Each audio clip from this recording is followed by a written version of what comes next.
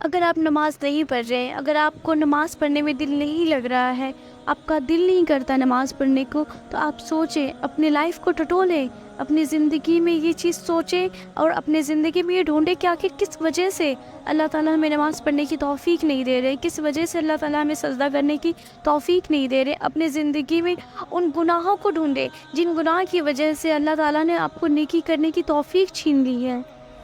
جب آپ گناہ کرتے ہیں تو آپ کو لگتا ہے کہ بس گناہ کیے اور بالکل مزے مزے میں اپنی لائف گزار رہے ہیں، آپ کو یقین نہیں ہوتا کہ آپ کا ایک گناہ آپ کو 70 ہاتھ پیچھے کر دیتا ہے نیکی کے معاملے میں۔ اس لیے جب بھی کوئی نیک کاموں میں آپ کا دل نہیں لگ رہا ہو نا، تو آپ نماز کی طرف نہیں جا رہے ہیں نا، تو پھر پریشان ہونا چاہیے آپ کی کہ آپ کی لائف میں کون سا ایسا گناہ ہو رہا ہے۔ اب آپ فائنڈ آؤٹ کریں کہ ہماری لائف میں کون سا ایسا گناہ ہو رہا ہے جس کی وجہ سے اللہ تبارک و تعالیٰ ہم سے نماز پڑھنے کی توفیق ہی چھین لی،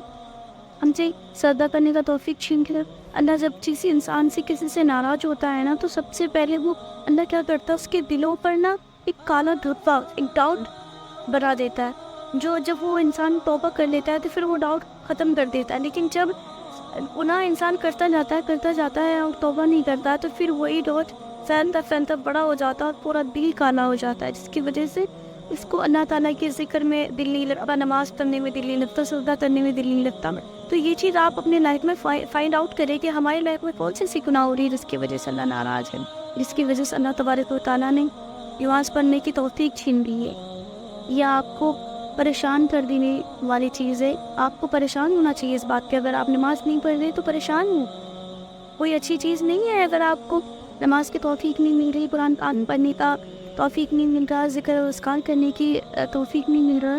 تو آپ کو پریشان ہونے کی ضرورت ہے کہ اللہ تبارک و تعالیٰ آپ سے ناراض ہے۔ پھر اپنی لائف کو دیکھیے اور ٹٹولیے، اپنی لائف میں وہی گناہوں کو فائنڈ آؤٹ کریں جس کی وجہ سے اللہ تبارک و تعالیٰ آپ سے ناراض ہے، اور نماز کی توفیق چھین لی، قرآن پاک کی توفیق چھین لی، نیک لوگوں کے صحبت میں بیٹھنے کی توفیق چھین لی۔